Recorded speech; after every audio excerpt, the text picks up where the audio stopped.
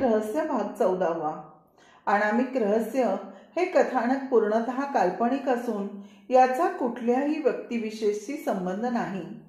अनामिक रहस्य भाग 14. आज कार्तिकची जबानी होती. इन्स्पेक्टर मानेंना आज पूर्ण खात्री होती. आज अंजलीच्या खुनाचा नक्की निकाल लागणार. मनीषा रात्रभर झोपली नाही. उलट सुलट विचारांनी तिचा रात्रभर डोळ्याला डोळा लागला नाही. उद्या कार्तिक काय बोलणार आहे याची तिला पुसटशीही कल्पना नव्हती. ती सतत सुरुवातीपासून, जेव्हापासून प्रदीप आणि अंजलीशी ओळख झाली तेव्हापासूनच्या प्रत्येक घटनेचा विचार करत राहिली. पण तरीही तिला समजत नव्हतं. कार्तिकच्या जबानीवर तिचं भवितव्य अवलंबून होतं. आज तिला पोलीस स्टेशनला जावंसच वाटेना. तिला आठवलं, ती ग्रॅज्युएट झालेली, दिसायला सर्वसाधारणच होती. पण बाबांनी व्यवसायात खूप प्रगती केली होती.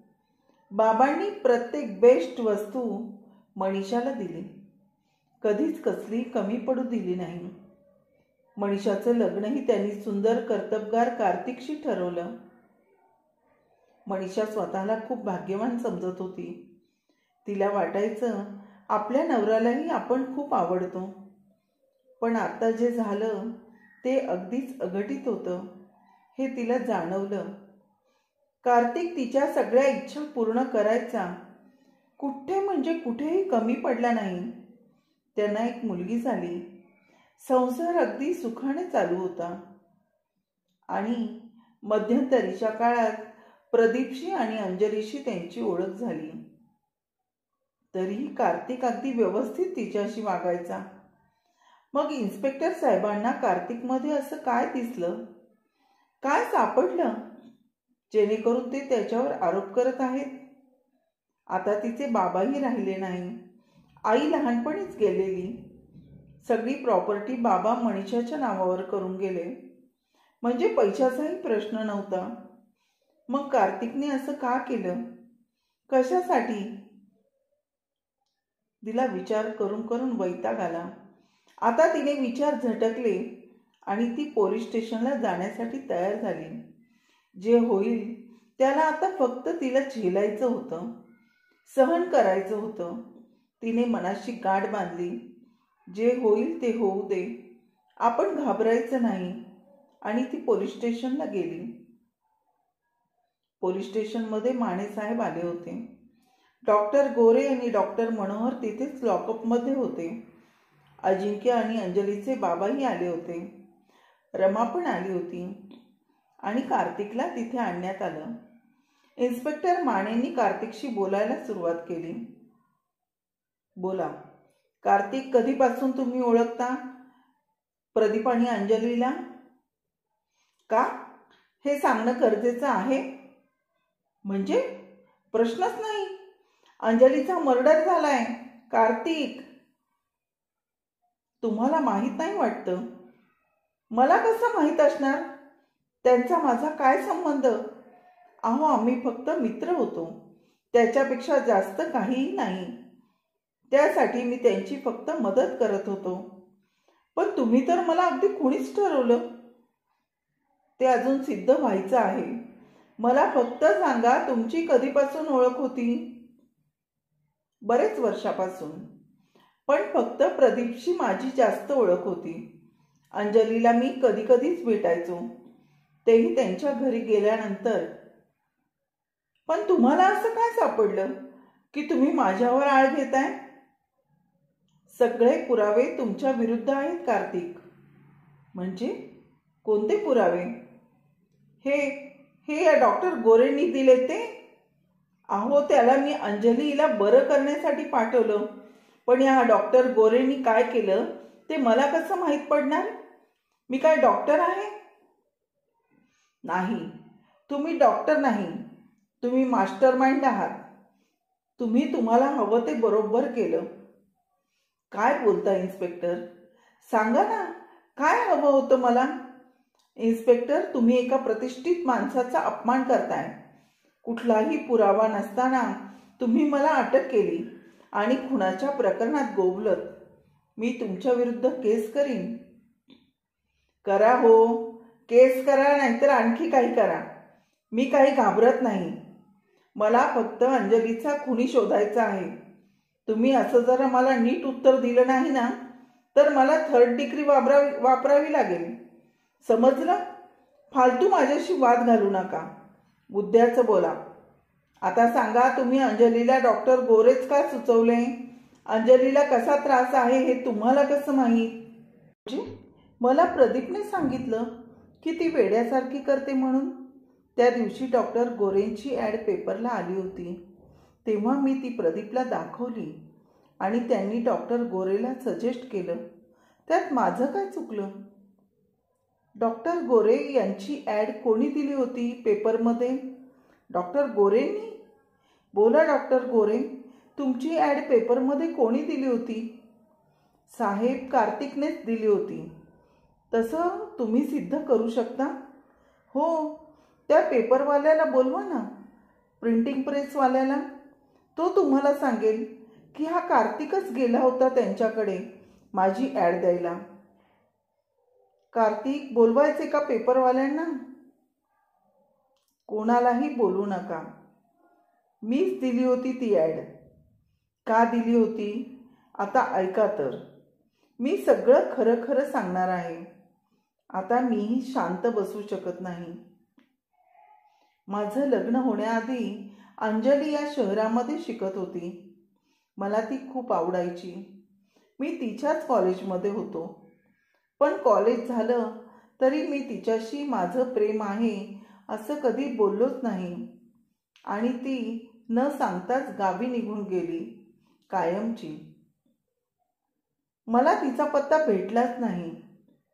आणि तिचा पत्ता भेटला तेव्हा इकडे माझ्या बाबांनी माझं लग्न ठरवलं. मला मनीषा अजिबात आवडत नव्हती. पण त्यांचं मोठं घराणं भरपूर हुंडा देतील म्हणून माझ्या बाबांनी परस्पर माझं लग्न ठरवलं. पण मीही मनीषाला कधी दुजाभाव दिला नाही. माझ्या सगळ्या जबाबदाऱ्या मी पार पाडत गेलो. एके दिवशी अचानक मला प्रदीप आणि अंजली पिक्चर हॉलमध्ये दिसले. मी माहिती काढली. अंजली आणि प्रदीपचं लग्न झालं होतं. अंजली जॉब करत होती. प्रदीपही जॉब करत होता. प्रदीपच्या जॉबच्या ठिकाणी जाऊन मी त्याच्याशी सलगी केली, मैत्री वाढवली आणि त्याच्या घरापर्यंत पोचलो. जी अंजली मी विसरण्याचा प्रयत्न करत होतो ती परत माझ्या आयुष्यात आली होती. आणि ती आता आपल्याला हवीच आहे. कुठल्याही प्रकारे आपण तिला आता हासिल करायचं असं माझ्या डोक्याने घेतलं. आणि त्या प्रयत्नात मी एक प्लॅन केला. तिला मी निनावी फोन करू लागलो. फोनमध्ये मी तिला धमक्या द्यायला लागलो. तुझ्या नवऱ्याला मारून टाकीन, तुझ्या मुलाला किडनॅप करीन असे फोन कॉल करू लागलो. मला भेटायला ये, नाहीतर तुझा नवरा जिवंत घरी येणारच नाही. एक दिवस घाबरून अंजली मला भेटायला आली. मी तिला हॉटेल रूममध्ये बोलवलं. हॉटेल रूममध्ये मी तिच्यावर जबरदस्ती करण्याचा प्रयत्न केला. तिचे निर्वस्त्र फोटो काढून घेतले आणि ते फोटो दाखवून मी तिला आता ब्लॅकमेल करायला लागलो. मी सांगेल तेव्हा, मी सांगेल तिथे ती आता मला भेटायला यायला लागली. तिने खूप गयावया केली. अरे, माझं लग्न झालंय, तू मला विसर म्हणायची. तिचं प्रदीपवर खूप प्रेम होतं म्हणून ती सतत त्याचाच विचार करत असायची.